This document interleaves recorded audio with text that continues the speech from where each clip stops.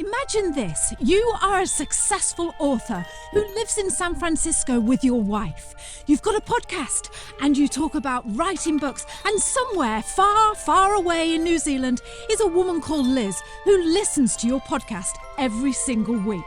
One week, Liz discovers that this podcaster, this famous author, is moving to New Zealand. And since I stopped using alcohol, I've learned how to live life and feel all the feelings. And that actually sucks quite a bit of the time. But it's also really beautiful, especially for a writer who wants to write about these things and connect with other people. But what I didn't know was that in this week's episode, I am going to be talking to Rachael Herron. Rachael is a best-selling author. She's written 12 books. And today she talks to me about moving to New Zealand with her wife. She talks about giving up alcohol, about joining AA in New Zealand, about being an introvert and having to make friends. This woman is fascinating. You are going to love her as much as I do. So let's jump on in and talk to the fabulous Rachael Herron. It's a Drama, coming to you from Taranaki, New Zealand. Hello. Daddy, I love him! Mother thanks you. Right, Mr. DeMille, I'm ready for my close-up. Rachael Herron, welcome to the show. I am so thrilled to have you sitting opposite me on Zoom today. I am honored. And I have to tell you that even though I podcast every week with lots of people, I was very nervous this afternoon coming on your show. And I'm really never nervous to come on shows. Oh, well. I'm super excited about this. I am excited too. And I might as well just get this out of the way now. I mean, regular listeners of this podcast will know because I've already been gushing about you for ages. But I am the biggest fan of yours. And when I emailed you in Thailand and said, oh, would you like to come onto my podcast? You know, we can talk about New Zealand. I was like, she's going to say no, she's going to say no, she's going to say no. And then when you emailed me back and you're like, yes, of course. Well, that was it then. I've been nervous since what? August? I've been worrying about this interview. Terrible.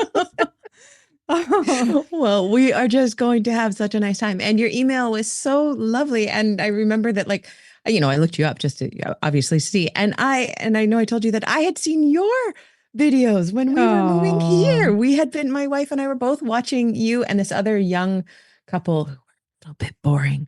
And we stopped watching them, but we were, you know, we were just like seeing what it is like to move to New Zealand. So yeah. When I started following you and I was writing my first book, my only book, and I followed, and then it suddenly dawned on me, hang on, this woman, she lives in New Zealand. And it was just like a little light bulb going off in my head. And I just thought, and then I found out that you'd written a book about moving to New Zealand. It was just like a dream come true. So I just want to talk to you all about your exciting move to New Zealand, being an author in New Zealand, your book. I just want to know the lot, and I'm going to have to try and cram it into 45 minutes. So let's just start with, you're from San Francisco. You were in San Francisco. Tell me why you're living in San Francisco and all of a sudden you want to move to New Zealand. Just talk to me about that. Well, so I'm half Kiwi. So I do have that like a little, you know, easy in, but it definitely had been nothing we had really thought about ever doing. My wife and I, we had traveled to New Zealand about 10 or 11 years ago now. And her name is Lala, and it was her first time ever being in the country. And I was on a book tour to Australia. So we popped New Zealand on so I could see some family and show her the country. And I hadn't been in a long time, and I fell back in love with New Zealand, and she fell in love with New Zealand completely. And I have this vivid memory. We both have terrible memories, but we have this vivid memory of being in Wellington on the harbor, on the waterfront there, and, you know, in front of Te Papa, and her saying, I wish I could live here. And then we kind of we didn't do it because that's not where our lives were, and that's not where our families were. And, you know, my two sisters lived in the Bay Area. We lived in Oakland, across from San Francisco, and my sisters were not far from us. Her brother is there. Our nephew is there. And all of our friends, and we had been together for a long time, and we'd been living in this house for 15 years in Oakland. And we were really, really set. We were really, you know, stuck in. And then the pandemic came around, and because it was the States, we were locked down a lot longer. We'd been locked down for 15 months at the point where we started talking about this, that we still weren't seeing our family or friends. we were still seeing them all on Zoom only. We had one other person in our pod. She lived across the street, but she was the only one we saw. And we still liked each other. And I can't remember which one of us, started joking about it first. Let's just move to New Zealand. But I know it was Lala who said one evening at dinner, like, well, let's go. And I was like, okay. And we're both a little bit impulsive, perhaps sometimes too much so. But then I got more scared than I've ever been in my whole life. And we did it anyway. Like, it was just absolutely terrifying to move ourselves so far. What about you? Were you scared when you did it? I was, but this isn't about me. So going back to Wellington, never mind that lady. Well, let's stay with you, shall we? I'm the boss. I'm the boss on this podcast. Right. Yes. So first of all, let me just fill in a few details. You were a professional author living in San Francisco. That's right, isn't it? Yes. How long had you been a professional author? I sold my first book in 2008. Got my agent and sold my first book in a 3-book deal to HarperCollins in 2008. But I continued to do my full-time day/night job, which was 911 dispatching for the fire department, until 2016. So for 8 years, I worked 2.5 jobs. I would work 60 to 80 hours a week at 911, and I'd be writing 20 to 40 hours a week. Yeah. So I did that for probably 10 or 15 books. I did those 2 jobs. And then in 2016, I was able to quit the day job, and I just needed to be able to scrape by and pay my half of the mortgage. And astonishingly, every year I've made a little bit more money with the writing and the teaching. And I'm always, you know me, I'm always working my butt off to try to keep doing what I love. But, for those first, let me say this, moving to New Zealand felt almost as scary as taking that leap into full-time self-employment as a novelist / memoirist, because it's a hard game. But I do remember when we decided to move to Wellington, I had that thought, like, well, I've done something terrifying before, and we didn't end up living under a bridge like I thought we would. And so let's try this too. So we decided to move in 2021. So by then I'd only been working for myself for 5 years. Right. And I want to talk about that later in the show, just about being an author and moving to New Zealand, because in my eyes, when I started listening to you, I thought, here's a woman who's you're married to Lala, you've got this house in San Francisco. And in my little brain, I was thinking, you're an author. San Francisco is such a trendy place. It's just like you're right in the hub of everywhere. And I'm just always curious to know what makes people, what drives people to just take that huge, brave step, because you're right, it's so terrifying, go, let's move to the other side of the world. Because what pulled you when you stood on that harbour in Wellington and you looked at each other and said, I'd love to live here? Why? What was it about New Zealand that was pulling you to it? A few things. I sometimes wonder about genetic memory. I sometimes wonder if I have, chased my mother, who died 15 years ago, to New Zealand, just to be in the land where, she's from the colonialists, she's thought we have 5 or 6 generations of us buried on the South Island. And do I remember being here epigenetically? One of those things, but that doesn't explain Lala loving it. And she loves being here as much as I do. But Wellington has always reminded my whole family. And then when Lala and I got here, it reminds us of a small, much more sparkly San Francisco. It's so much like San Francisco. It has the harbor. It has that small town feel, but Wellington really is a small town. You really can walk across the whole downtown in 45 minutes or less. The United States was just getting to be a harder and harder place to live, especially for a person like me who is living in a body that tends to eject organs at random intervals. My body does strange things. And it's quite terrifying to live there and know that you are always just one medical emergency away from losing your house and ending up on the streets. We had great insurance, and it would still cost tens of thousands of dollars just to get exploratory information done on this strange body of mine. And we knew that medicine, while there aren't as many options in New Zealand for medicine, yet, as you know, things can be slower and tougher to get. but it is socialized. That's where my taxes are going to support me. And in fact, since we've moved here, I'd always known I had this genetic disorder. Do you mind me asking what it is? What? Yeah, it's called hereditary angioedema type 3.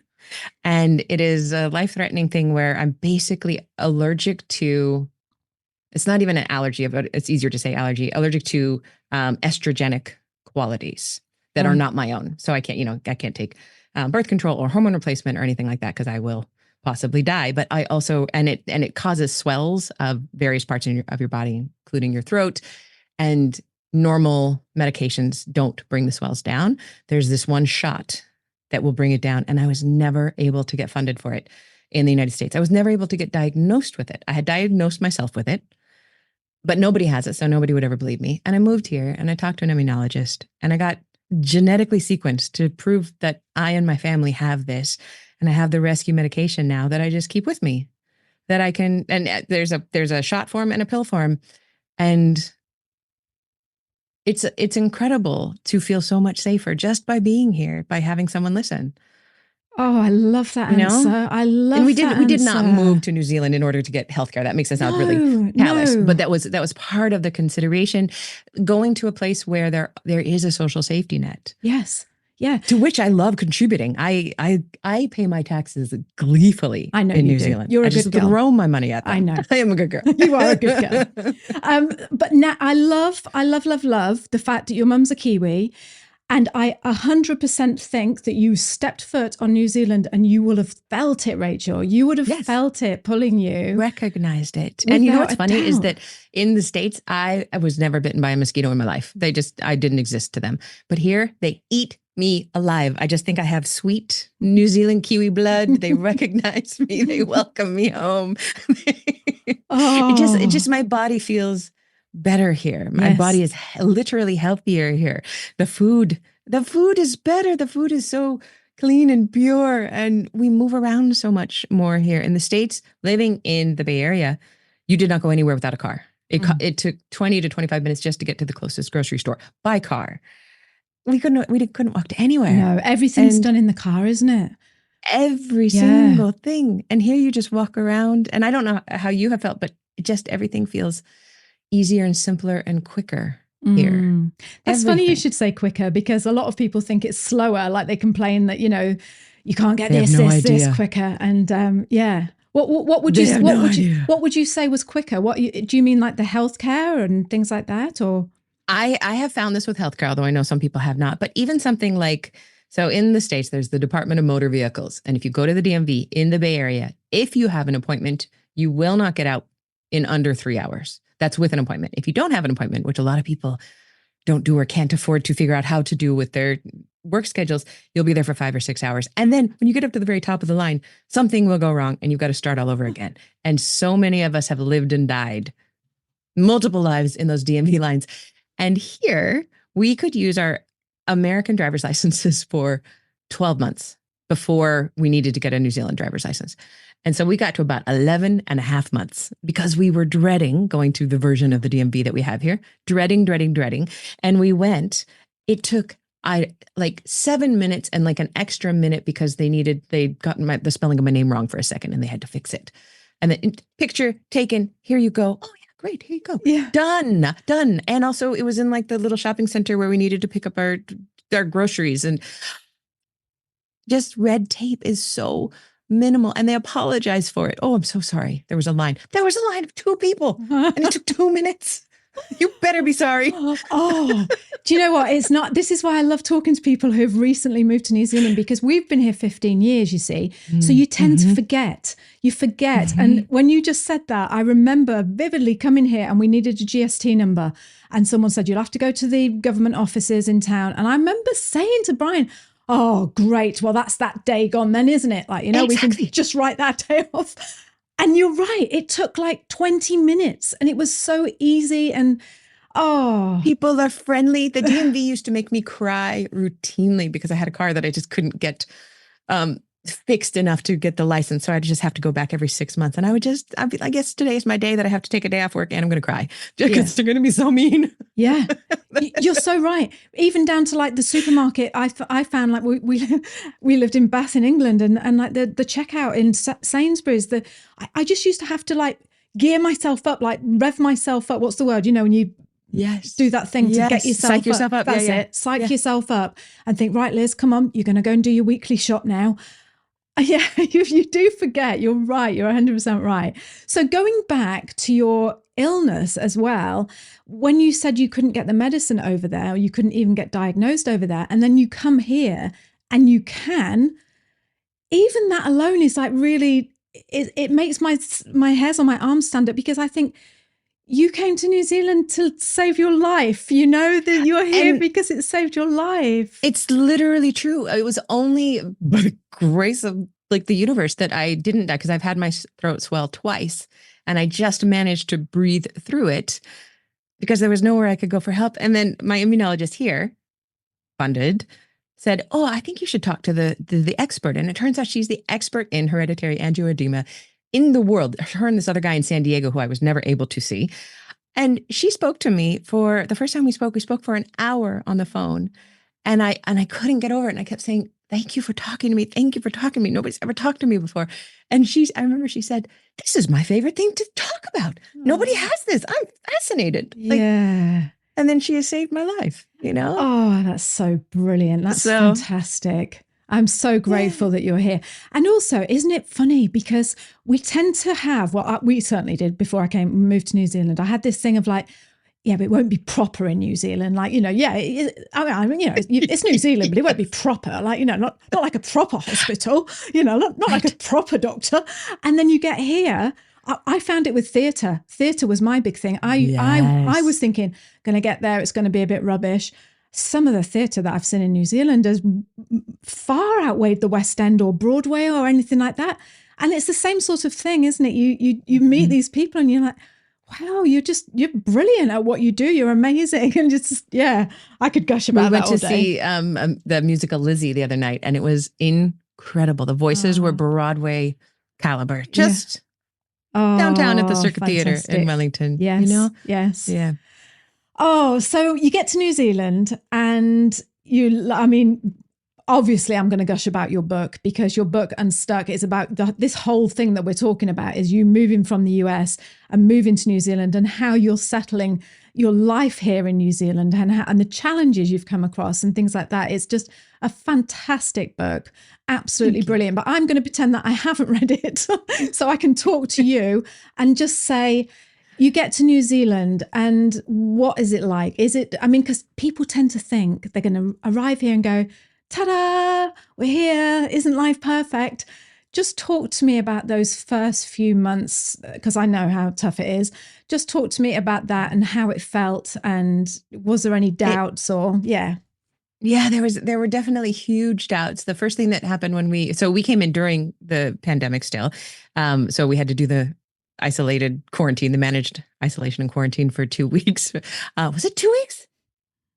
Yeah, it must have been 14 days. I cannot believe we survived 14 days in a tiny, tiny little hotel room. So when we got out, we had not been out in public without a mask for 15 months, almost 16 months. And I remember just the panic that beat in my chest to just even go to the grocery store without a mask. And nobody wore masks, because when we came in, there was still no COVID at all in New Zealand. They'd had the first lockdown, got rid of it. And when we came in, so that was happening. So that was a little bit scary. But then even scarier about the second week that we were here and on the loose, we got locked down because there was a case of COVID that came in, and we got locked down in Russell, in this little town in the Northland, in this beautiful house we really weren't meant to be in, but we got stuck there. And the book is called Unstuck. And suddenly we are stuck, and we're stuck so far away from everyone that we know. And I just kept having this happened, Liz, for 2 years. After 2 years, it stopped happening. But for the first 2 years, I would wake up in the middle of the night. I never talked about it with Lala, because she doesn't feel this way or get this kind of anxiety. But at 2 a.m, I would be like, I can't believe we did this. What are we doing? We're so far away. We're so far away. What have we done? We've made the biggest mistake. And I never really thought it was a mistake, but it was fear speaking that we are so very far away. And then we were trapped in this house and not able to go anywhere for about a month. And then we're able to move around again.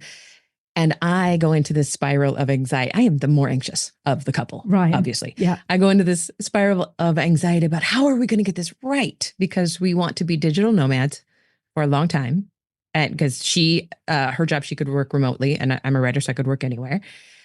And we were just going to go from town to see where we liked. We never thought we could afford Wellington. We were going to stop in Wellington and try not to get attached to it because we knew we loved it best. And then we were going to head to the South Island and try to find somewhere to live because it was more affordable. And I just had all of these pros and cons and pluses and minuses in all of the columns. And how are we going to figure it out? And there's this moment in the book where I realized, we cannot think of every decision. It's a lot like writing. When we talk about writing, you get so worried about doing the right thing in your book, the right way. And there's no right way. You make a decision and then you make it right. And of course, Lala, who is oftentimes much smarter than I am, said, did you really think we were going to try out every town? And I said, yes, I thought we had to before we made an intelligent decision. But we didn't. We were offered this apartment in Wellington that was affordable, and we took it. And then we even took that apartment in Wellington, saying, this is our time to live in Wellington. We're going to live here for a year or two, and then we'll go to Christchurch. Then we'll go down south. And then we decided to see if we could qualify to buy a house, and we did, and we could, and we live in Wellington now. Yes. But your dream came true. The dream literally came true. And in one of my books, in an essay, I think it might be in the end of the book I'm revising right now.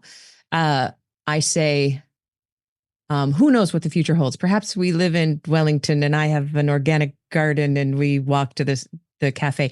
And I wrote that before we ever even really talked about living in Wellington. It was the most outrageous, outlandish thing I could write in that moment. And it came true. And I'm looking out at this gorgeous hillside that is behind us, and a ginormous tui just landed on the fern back there, the mamaku, and it's just, this is where we live. Yes, this is it. This is where you are. But the anxiety didn't spiral down for those first 2 years, right. And then it started to feel like home. So it felt like home pretty early on, but it started to really feel like home in terms of community, and that's when I could relax again. And I don't know how it was for you, but when we got the apartment in Wellington, that's when I took on the next anxious job of making friends and making community, because I knew we weren't going to survive without that. Just hold that a minute, because I want to talk to you about that. But before we jump in that, yes, put a pin in that. Before we jump onto that, I was going to say, I'm so glad you said about the 2 years. Actually, it took me 2 years to start to feel like I lived in New Zealand. And I don't know if that's because after 2 years, we bought our own piece of land and built our house. But actually, I was thinking about this morning, and I thought, if I'm really, really honest with myself, it wasn't until 5 years that I stopped calling England home and started calling New Zealand home.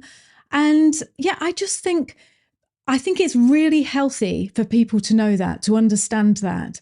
To know that it's a minimum of 2 years that you're going to spend getting to know the place and just feeling a little bit settled, And like I say, for me, even 5 years on, I was still, just couldn't quite get my feet in, just didn't quite feel as if I belonged. And it's interesting. And it's so helpful that people like you are saying this to people. I had a friend who introduced me to a friend who lives around the corner now, and she lives in Switzerland, and she's been a professional expat. She and her husband have moved around the world many times.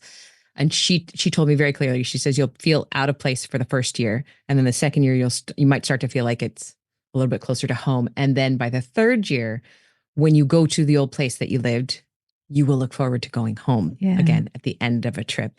And Lala and I made from that conversation I had with Robin, we both made a decision that when we moved here, we would not call the States home anymore. So from the very first moment we landed here, we always said it, well, back home and then the other person will correct. Oh, you mean in California, we did this, but they do this here. So while we're yeah. talking about that, I know you said in your book, which I flipping beamed when I read this, because in fact, all your book, as I was reading it, my head was like that. Yep. Yeah.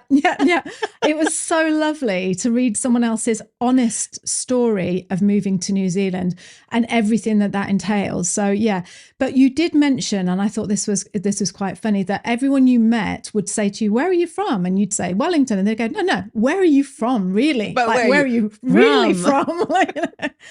And that must have been, I don't know, I don't seem to remember people doing that to me as much. And I wonder if it's because of your accent, obviously. But with your mum being Kiwi, that must have had that extra, excuse me, I'm from Wellington, But I was insufferable. I was just, for the first 2 or 3 months that we lived here, Lala teased me about it. She said, after I finally stopped doing it, somebody said, "Where are you from?" And I said, "Oakland." And the conversation, when it wound up, Lala said, "Do you know that's the first time you have not said, 'Oh, but I'm half Kiwi'?" Because I always wanted to assert my right to be here, which is ridiculous, but it came out in me. And I don't say that ever anymore, but I needed to when we moved here. I can completely understand that. I tell you what, if my mum was half Kiwi, I'd have it stamped on my forehead. I'd be, here's my tattoo, look, half Kiwi. I did. Look at this. I must tell you, I had a very satisfying thing happen in Fielding, of all places, recently, where this was on Thursday, we went to see the auctions where they sell the sheep and the cattle. And the guy who was taking us around and showing it was an old rancher. And he says, "Okay, where's everybody from?" And he looks at me and my sister and, "Oh, okay, you're from the States." And at this point we say, "Yeah, okay, but we're half Kiwi, sir." And then I said, "And we're from sheep farmers in Ashburton." And he goes, "Oh, that's real Kiwi." That's you passed, that's as Kiwi as you get. Yeah, just mention the sheep, you'll be all right. It's funny because where you're saying where did you come from in San Francisco? What's the name of the place? Oakland, which sounds just like they say Auckland. It does, yeah. So that's probably, that would be quite good, because you could say, "Oh, I'm from there," and they might think you're from Auckland. Exactly. Oh, right. Okay. Get my head, because I'm just so, what I wanted to talk to you about as well was you've said quite openly on your podcast about that, on your podcast, I'm going to have told everyone about your podcast, but your podcast is fantastic and I listen to it. Do not miss an episode. But you've quite often said that you're an introvert who masks that well, because of your job. You have to go out and meet people. How did you find it moving to a country which I personally, I mean, not everyone might agree with this, but I personally think the Kiwis are super sociable. It's all about the parties. It's always bring a plate and let's all get together. And it's just like, it frightens me. I tell you what, it really frightens me. And but I thought, I wonder how you coped with that. Being, you describe yourself as a bit of an introvert. How did you find that? And how did you make friends here in New Zealand? I kind of came with two superpowers to fit myself in. One, I had the writer connection. So as soon as we were in Wellington, I set myself up with the local writers group and started to make friends that way. And I found a core group of a tight little group of us who still meet and write and retreat together. And the other part is that I'm also very open about being in recovery from alcohol. And so I have that secret society, that 12-step secret society, that when you go into one of those 12-step rooms and say hi to people, you are immediately greeted and you kind of have family that way. So I was supported. But what I love about the Kiwis, and tell me if you agree with this, is that they are the most sociable, inviting, friendly, and also they're not clingy in any way. Yes, 100%. Which I love, yeah. Because then I can go and have a great time and they don't text me in 3 days and say, "So what are we doing tonight? How are you doing? How do you feel about that?" No, you can go another 3 to 4 weeks without seeing anybody or anyone. And when you get back together with them, it's like no time has passed and everybody's just hanging out and having a wonderful time. But it's just nothing is expected. Nothing feels expected. Our friend came over last night. She's in the book. She's Olivia, one half of the Letitia and Olivia combo pack that we met early on here. And she just texted and said, "I have overbaked. I'm stressed out. I'm bringing you goodies." And so she drove over and sat at the table and we talked about stress and life and aging parents and all of that. It was not planned. And she left an hour later And we hadn't seen, the reason I was going here is we hadn't seen her or heard from them in a couple of months. But then they're just right there. Yeah. And it's so good. It really so is. And I'm so glad you said that. And I'm so glad you brought up the alcohol thing, because I really wanted to talk to you about that. But I thought, is it a bit of a dodgy subject? Should I not mention always it? It's open. a bit personal. Always open. I break my own anonymity all the time. Right, Nobody okay. else's, but I break my own. Well, we'll go there in a minute then. But I'm so glad that you said that about the Kiwis, because you are 110% right. They're there when you want them, but they know when to just back off, and they know when to give you space. Do you know what, Rachel? When we first moved to New Zealand, I didn't have any friends apart from this one American woman. Luckily, she doesn't live here anymore now, so I can talk about her. But oh my God, it was, I've never had anything like it as a friendship.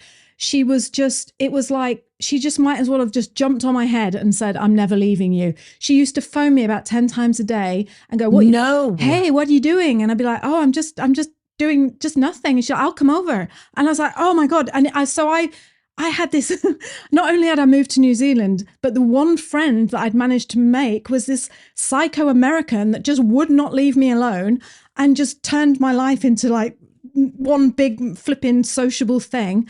Anyway. That's hell. Yes. That is hell. I have one friend who is perhaps a little, and she's not a Kiwi, who is perhaps a little bit too sociable. And I'm always gently, I love her. It is true that I want to be around her at least once a month, but she'd like to hang out at least once a week. And I'm always kind of peeling the hand off of me. And the Kiwis don't do that. No. The Kiwis never do that. They say, you want to go to the beach? And you say, hey, I'll be there in an hour. Yeah. Great. Yes. I know. I love it. Right. Tell me about giving up alcohol, and just tell me all about that. I'm going to be very educated on this now, because I know nothing really about this subject. So could you just talk me through about why you gave up alcohol and everything like that? Yes. It was 2018. And it was the end of 2017. I felt completely broken. So I had quit my job in 2016. And because I worked at the firehouse, I'd work always 48 hours, but up to 5 days in a row without leaving the firehouse. But we were there for 2 days, and then I'd be off for 4 days, which was great for writing. And I always loved to drink when I was not at work, but I knew I could go 2 to 5 days without drinking. So I was just a normal American.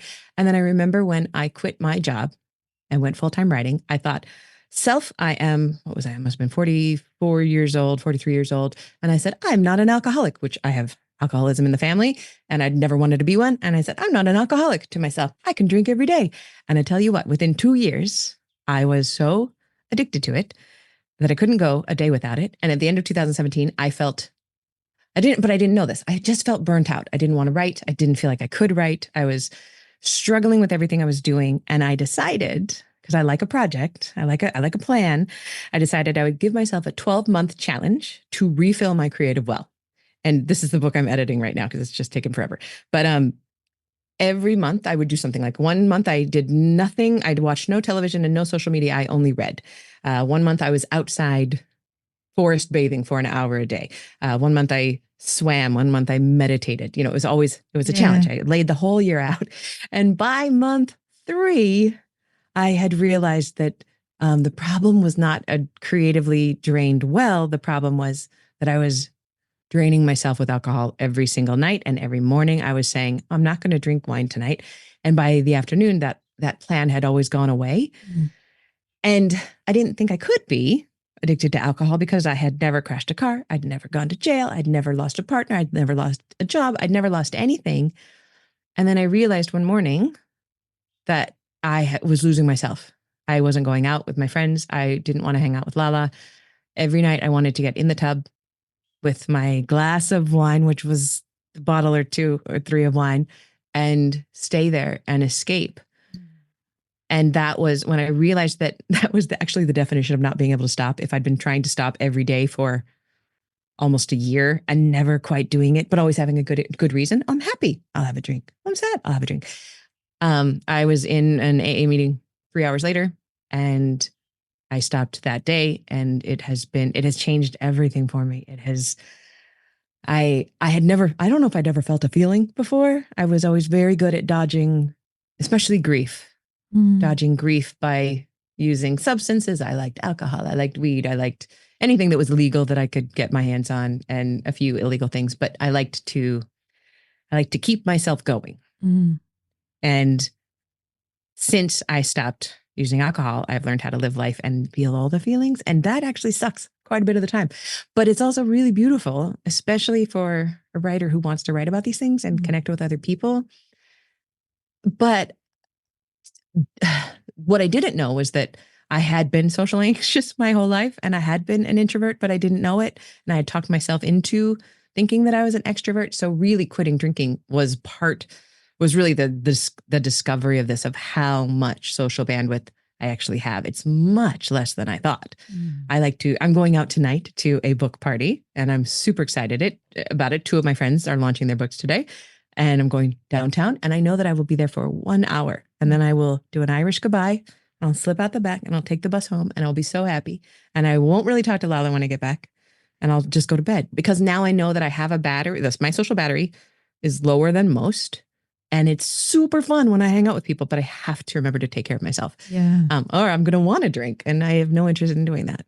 So my life is 4,000 times better than I could have ever imagined it would be without alcohol. Numbing everything. I love to numb. That is. I don't want to be numb. Yeah, exactly. Thank you. Thank you for sharing welcome. that. You're I love talking so about it. brave. You are such a brave lady. You really are. I don't know if it's brave. No, it is. I don't feel like it's brave at all. It is. It is. It's brave to give it up. It's brave to talk about it. It's brave to write about it. It's brave. I guess perhaps it was brave to give it up and to try to start living this life. But I do have this reaction sometimes from people when I tell them why I don't, because some people push. Some people, in a bar, well, why aren't you drinking? Yeah. Why don't you drink? Why don't you? And then finally, sometimes they'll say, no, I'm an alcoholic and I can't drink. It's not really fun. You don't want to be around me. And they're just so horrified. But I don't mean to horrify them. It's such a point of celebration for me. Like it sounds so stupid, but I'm so glad that I am one, because it has opened up an entire internal life and appreciation for the world that I never knew was possible. Oh, I love you, Rachel. But it is also I'm funny so to proud see of you. people freaking out. No, that's fantastic. And that's what I wanted to talk to you about, because I did a bit of research. I was a bit of a proper podcaster, and I did a bit of research, and I looked up, and no doubt you know these figures because you know your stuff.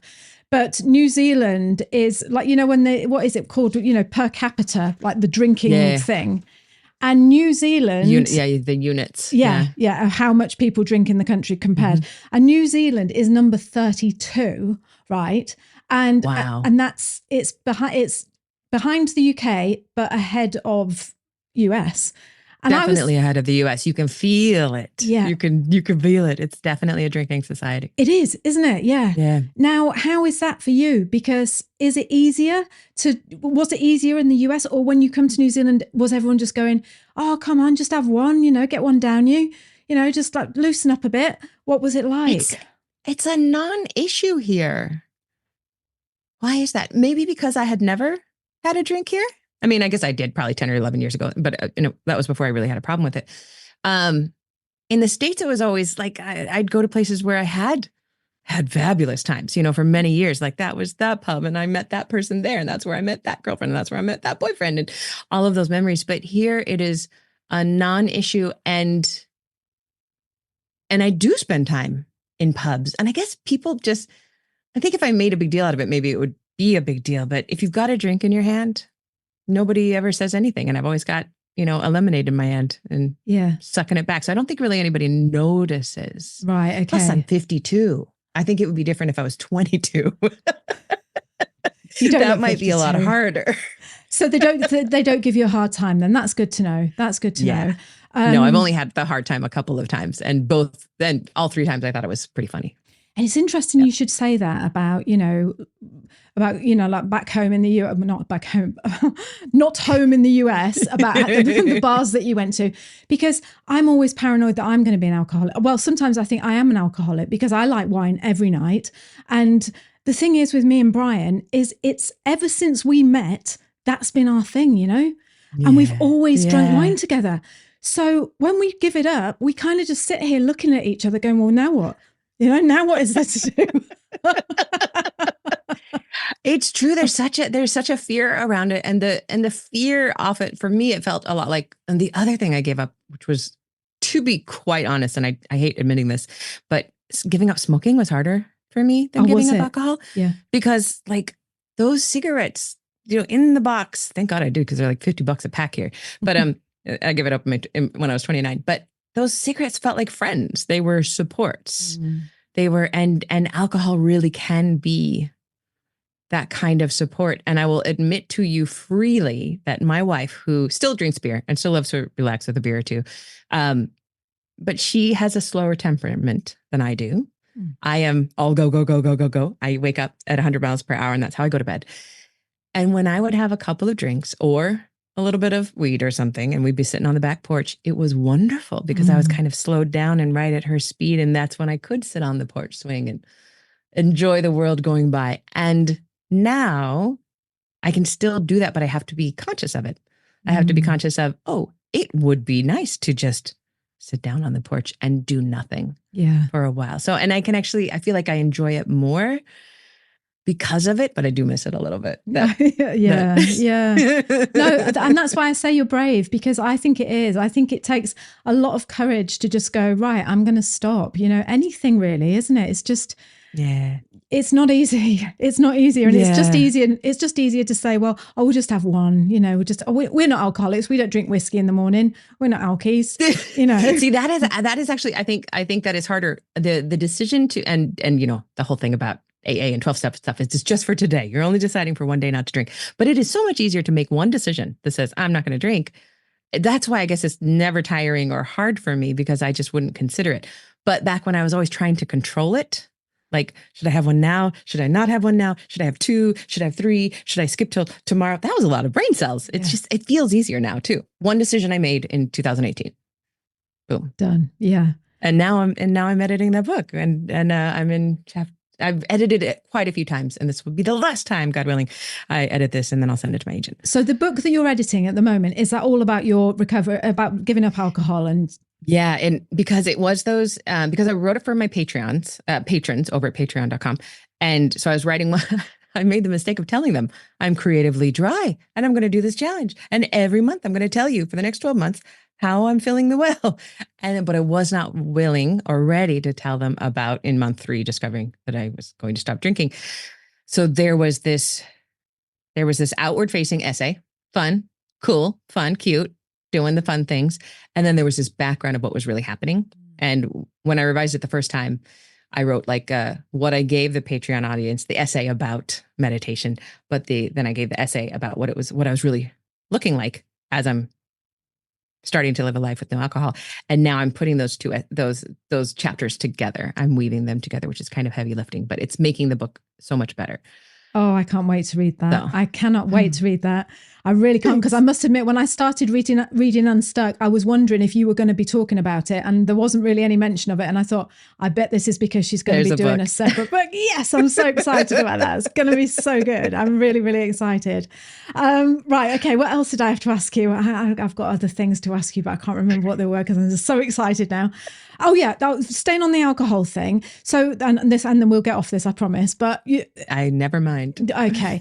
So you mentioned the 12-step program. Mm-hmm. Is that something, when you've given up alcohol, is it like you have to keep doing that all your life? I'm sorry if I sound ignorant, but I don't know about that. But what is that?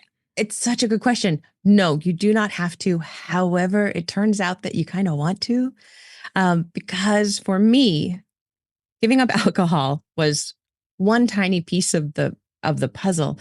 And being in the 12-step, I have found that I'm living my best life if I'm not being a selfish jerk and going into a place where it's just such a beautiful place where people sit in a circle, or they sit with their backs to each other, or however they sit, and they talk for a few minutes without being ever interrupted. They talk into the silence about the crap that is going on in their lives and how they are feeling about it, and really talking deeply about feelings and how to get through life as a healthy person who wants to feel feelings and wants to help others and wants to actually live this life that we have. It is like going to church, except it's not a religion. They do talk about the capital G, God, in there, which they're very clear about. It's spiritual. It's not religious. Your God can literally be a doorknob or a lightning bolt. Or a lot of people say that the God that they have in the program is the group of drunks, GOD, or the great outdoors, GOD, it doesn't matter what it is. But to hear people talking about how they want to live their lives honestly and authentically, especially, I gotta say, like, I think as women, maybe a lot of times we're used to talking with our deep friends about heart matters, but to listen to men, especially Kiwi blokes, get in there and like talk about their kids and how much they love them and how they screwed this thing up at work and now they're upset. And it's like therapy without a therapist. It's so good. It's just so good. It's like church, but it's like church without church. Yeah. It's an absolutely anarchic society too. There's nobody in charge of it. It's the definition of anarchy. They don't raise any money. They just get enough money to rent their rooms. It's really cool. So what is it called? The 12-step program? Is that what it's called around? Oh, it's called AA. Alcoholics Anonymous. AA. Right. Okay. Yeah, I've heard of that, obviously. And so now you're in AA. Now you're a member of AA. Can you go anywhere in the world and go to one of those meetings? Can you just walk in? I was literally just emailing right before we chatted with a friend of mine that I met in Barcelona when I was 9 days sober. Do not go to Barcelona when you're 9 days sober. That was horrible. But I met her there and she became my friend. And I was just writing about her in this book and I decided to email her and see where she is. She's living in Panama right now. So we've been chatting about that. When I go to Venice as much as I can. It's the other city of my heart. And I go so often that I have friends in that group there, in the English speaking groups. All countries have English speaking AA groups everywhere and they have their own languages too. But you walk in and you just have these friends who know you and support you and it's not weird. And then you go for coffee afterwards and then everybody goes home and does their thing. I have this thing now. It's so great, Liz. Oh my gosh. I have started this and I'm so proud of it that after our meeting, I go to a weekly meeting on Sunday mornings at 8 a.m. and it ends at 9. And then we go down the hill to the harbor and those of us who want to jump in the water. Oh, brilliant. And then there's a cafe right there on a boat and we all just get dressed real quick and stop shaking and then we go get coffee and then everybody goes off to have their days. But it's just, 6 or 7 of us idiots brave enough to jump into the cold water right now and scream. And it's like church with no church. Yeah. It's great. Rachel, great. It makes me want to come and be part of your club. It's fantastic. I've always said that like everybody needs 12-step stuff. Yeah. Not just people who are addicted to things. Yeah. It's so good. Oh, that's fantastic. And I love that. And I love what you said about you can just speak and no one interrupts. I remember going to a woman's circle once and I never went back because I don't know why I never went back. I think it's because I told myself, oh no, it's a bit weird, but it wasn't. I don't even know why I thought that because it wasn't. And I should have just got over myself and stuck with it. But that was the same thing. We all sat in a circle. It was a bit weird actually because all these joss sticks. It does feel weird. Just being all chanty and stuff. But even that still, And yeah, just sitting there and being allowed to talk without being interrupted, just say what you want. People just, I was just crying, just crying your eyes out, just talking, no one judging you, no one comes. And no one trying to fix anything either. No one, it would be frowned upon if I were to say, oh, I've had this problem, speak for 3 minutes on it. And then somebody come up and say, well, you know what you should do. Nobody does that. It's just a place of being witnessed. Everybody goes, oh, yeah. If you're talking about it afterwards, you go, that sucks. I love that sucks. Yeah. Oh, that's such a good support group. It's good. So I would not stop going. No, definitely not. Why would you? Even if you start drinking again, just say you're not and then just keep going so you can be friends. And some people do. And some people do. Some people don't want to stay stopped, but they still keep coming. I swear to God, it's the best. Yeah. What do you do though? What do you do if you see someone in the street from your meeting? Do you just say hello or is it just like a secret handshake or, What an interesting question. You have really great questions. Traditionally, if you are in AA and you see somebody else, it is best if you wait for them to acknowledge you. Because what if they were with their spouse or somebody who doesn't know that they have been going to these meetings or their boss or something? You wouldn't go up and say, hey, John, it's so good to see you. Most people, because we're so close, will rush up and embrace and introduce to whoever we're with. The friends of alcoholics, though, they get really used to saying, so how do you two know each other? And then both of us going, and then my sister always asks this and she goes, oh no. And the safe answer is, oh, friends of friends. I think, is it friends of friends? Yeah. So if you ever hear friends of friends. Yeah, friends of friends. It's secret code. Oh. Because I am always out. Like I could meet any of my friends out and they could say, I know Rachel from AA and I would be happy, but you can't because it is technically anonymous, you want to respect everybody's anonymity. Absolutely. Absolutely. Yeah. Oh, I love that. Thank you so much for sharing. Do you know what? I love it when you talk about something when someone just shares it really openly. It's brilliant. It's fantastic. Me too. Oh, Rachel, right. Okay. I just had a brilliant question then. And I thought, right, okay, hang on, because I'm worried that we're running out of time. I've kept you for nearly an hour. Can you believe this? Oh, look. I'm having a ball. This is what I wanted to tell you. This is it. This has just come back. And you might completely think I'm wacky for saying this, right? And to the people listening to this podcast, you have to go and read Rachel's book to understand what I'm talking about. But tell me if I'm right here or whether I've just fabricated this in my mind. When I was reading your book, I was thinking you were going to talk about giving up alcohol, because I know that from listening to your podcast, and I was waiting for the moment that you said and you didn't. So it was like, okay, she's obviously going to do that in another book. But what did stand out to me from your brilliant book is you seem to talk a lot about staying dry. You stay dry. You want to stay dry on the boat. You want to stay true. You want to stay dry when you go walking up the hill with that dog when it starts pissing down. You want to, there was a lot of staying dry. Absolutely unconscious. Rachel. That's one of those things that was absolutely unconscious. When you ask the author and they go, oh, yeah, you're kidding. You're right. I think you saw something that I did not see, and my editors did not see. I could just see it. I thought, she's talks. It was like a theme. It would have been a lovely, lovely theme to weave in. Yes. And I did it. No, it was, but you did. I just loved it when subconsciously. I just loved it when you kept talking about being dry, and just because I suppose I was waiting. I mean, I've got a bit of an advantage over other people because I'm a stalker and I know everything about you. But I loved that, and I just thought, I wonder if she realizes that she's. Oh, and thank you for sharing that. That is really, really, really lovely. Oh. That is really lovely, and I have just been wondering today when I was working on the book is called, the one I'm working on is called The Fix, My Year of Fixing, Failing, and Finally Finding Myself. But I was thinking, like, this will be strange because of the way things worked. This will come out after Unstuck. So people are going to have to go back in time. Yeah. They're going back to Oakland. Yeah. That's good, which though. is kind of odd, but yeah. But no, that's brilliant, because there's nothing better than when you're reading a book and you love the person so much and you want to know more about them. So imagine knowing now, like when people read your Unstuck, that they're going to be able to find out even more about you by having that deeper book, the second book that's coming out. It's just going to be amazing. You are the best, most wonderful. You just make me feel like I could fly. Thank you. Thank you for saying that. No, honestly, no. That's it's gorgeous. easy. And may I say, let's just turn it back on you. I am so thrilled that you're in the class. I know. I'm so thrilled that you're writing and doing this work. And I'm just so proud of you. Thank you. I'm trying really hard for that. Yeah. But I love you more. So it's my, before I let you go, is there anything that when you moved to New Zealand, because I know you will have done so much research, was there anything that just took you completely by surprise that you think, I never ever saw that coming, either good or bad? Was there anything that you can just think, wow, I didn't know that? Wow, that's funny how fast that came to me. I had no idea how much stress I was carrying from the United States and fear, because we lived in a big city and we lived in a big violent city.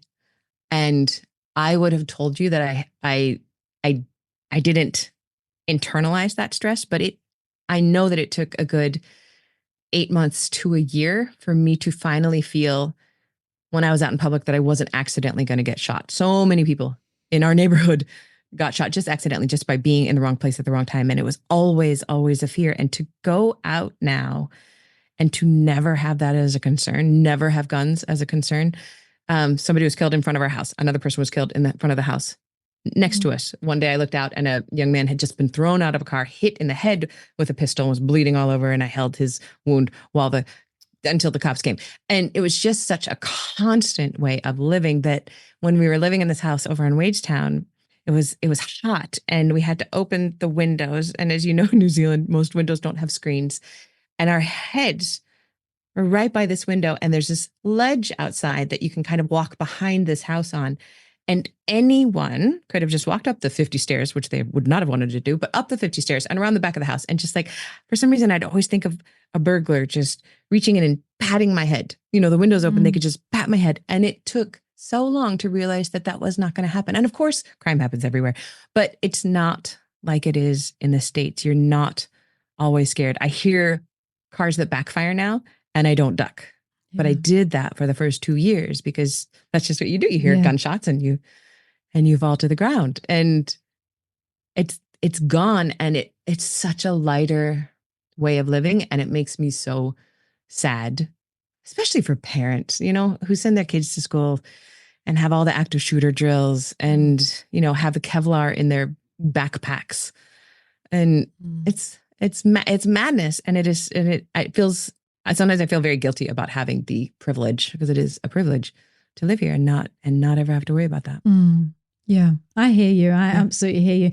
And I love what you say about you didn't know. You don't think, oh, phew, I hope when I go to New Zealand and every time I hear a car backfire, I don't think it's a gun. You don't know because you just live with it and you think it's normal. It's just part of your everyday. Yeah, it just is. Of course. It just is. Yeah. It's just really, really, it's really nice. Yeah. Really nice. Just to be able to have that little bit of calm and Yeah. I should probably lock my car more often than I do, because now I'm just like, I'm not going to lock the car, whatever. Yeah.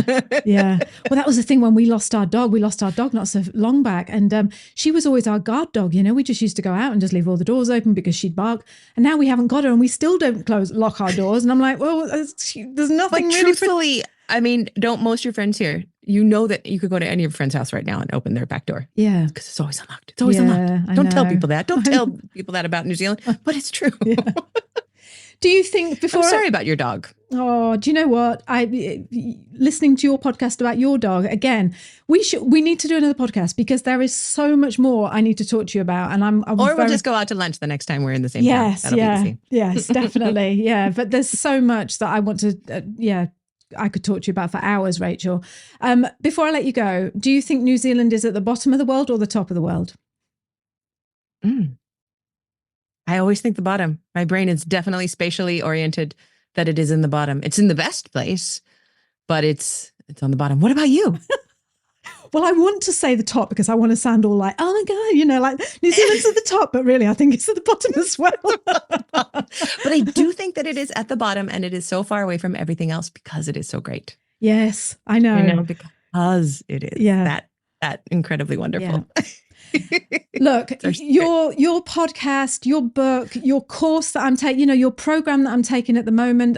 If you're listening to this and you are a writer, and just please go and find Rachel's podcast and find out everything she does, because I've also talked about this on my podcast about taking your course, how I felt a bit of an imposter. I touched on it last week when I was talking to you in the thing, and you've just made me feel I've never known anyone give so much for the money's worth. Do you know what I mean? Like when you pay this money and you think, oh well, I'll just get that for that amount, but you've given over and over the top. And wow, we've only been going for 3 weeks. I know, but Rachel, it's all the stuff you're putting on Slack. It's, I just can't believe it just keeps coming at me all the time. And you're brilliant. It's absolutely fantastic, the stuff that you're putting out there. Plus all the free stuff that you put out on your podcast and your interviews and everything like that is just stop. No, now Rachel. I'm going red. No, now I'm going very red. You've got to know that you're brilliant.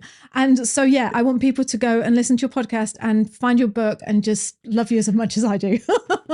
Thank you, Liz. What an absolute joy to talk to you. I'm so honored, and this has been so fun, and I can't wait to hang out with you in person. Yes, because that's going to happen for sure. Yes. So if people want to find you, where is the best place to go for you, Rachel? RachelHerron.com.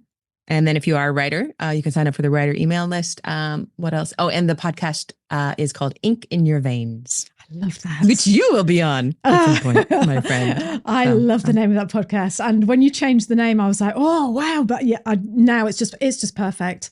It's absolutely perfect. Right, Rachel, I'm going to let you go and can't wait to speak to you again soon. And thank you so much for everything you do and for coming on my podcast and Bry's podcast. Thank you so much. Thank you, Liz. Thank you. Imagine this. You've been writing a book for 2.5 years about traveling the world with your family and all the hilarious things that happen. You start building a community on YouTube by making videos every week. And then when the time comes to release your book, you're full of it. You're going to be so great. You're going to be energetic. You're going to just sell it to the world. It's time to board the flight and get on with our trip. So sit back, You can do it. Come on, you can do it. In this week's episode, we're going to share with you a very real evening with Liz and Brian. There's going to be candles, there's going to be champagne, there's going to be a few tears, but it is going to be real. And this video is for you, for all those people that have supported me and Brian on this fabulous journey of publishing my very first book, The Travel Bog Diaries. So get yourself a glass of wine or a cup of tea and sit down. I need to tell you something.